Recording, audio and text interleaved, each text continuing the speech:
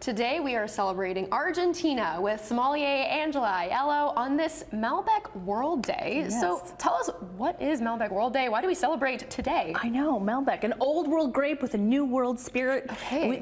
Argentina started celebrating Malbec World Day about 15 years ago, and I was lucky enough to be part of the preliminary celebrations. Really? And it's, Argentina's kind of taken Malbec into its own superstar status. It's a Hollywood grape, really, from Argentina.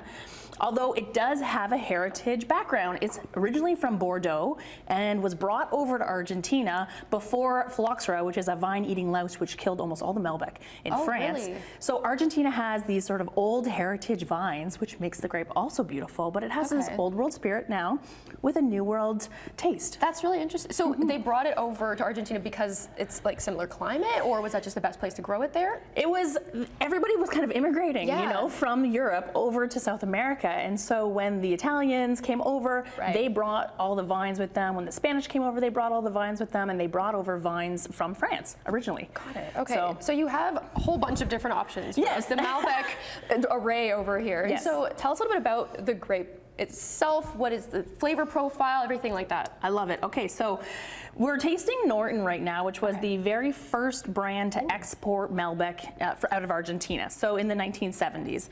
So Malbec is a playful grape. I like to say play with it, share it your own way. I've got different decanters here. You can even decant it. You want to smell it. I mean, it is a playful grape, but it also has some seriousness like Pinot Noir would. So if I were to compare Malbec to any other grape, it would be Pinot Noir. Pinot Noir, okay. Which is very interesting. I don't think people know that. In a way, you kind of would assume it would be maybe more of a medium-bodied to Merlot. Okay. And taste profile, it can, but it has the versatility of Pinot. So it can be kind of light and fruity, it can be full-bodied and rustic, and so you kind of have to find the Malbec you're going to love. So you have to kind of taste around. So this is a great kind of event where you can have the girls over, maybe open a couple bottles. Yeah, everybody bring a bottle of Malbec and you get Malbec Delicious together and just kind of delicious. Yeah. Can we coin that? It's like Malbec and delicious in one word, Okay. I'm gonna get a taste because it smells delicious. So wonderful. You're looking at strawberries and currants and sort of really nice red berry fruit. It's really light too. I like that. A lighter, refreshing body, even though it looks like it's a darker wine, because sometimes it can have thicker skins based on where it's grown.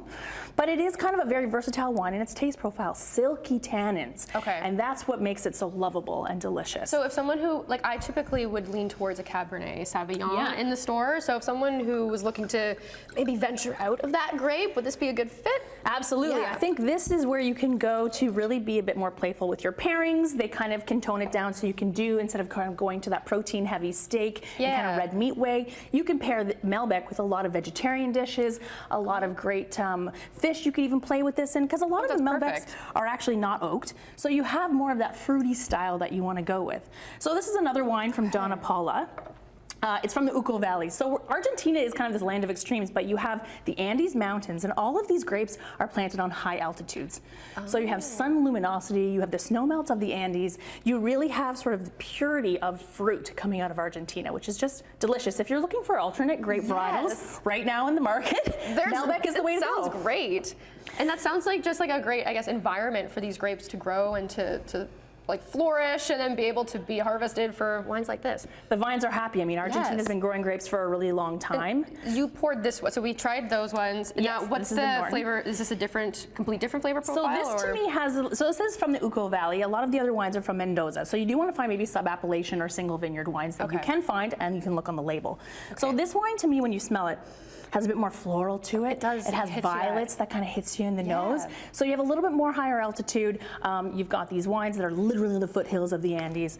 Really wonderful. This is kind of a little bit of a love affair of mine right now. No, it sounds like a fun way and different way to incorporate different kinds of wines. But if people are looking to purchase this maybe this weekend, you said it pairs well with fish. Yes. Where can people get this? Yeah, LCBO, all of these wines are on sale with limited time offers, $2, $3 off, and they're all under $20. So it's a deal of the century. Yeah. Amazing. Well, Angela, thank you so much for coming out and showing us this new grape, Malbec, trying to get to some different elements in there. We have all these details up on our website at chch.com/morninglive. Cheers. Cheers. I'm going to take this one. Cheers. Love that.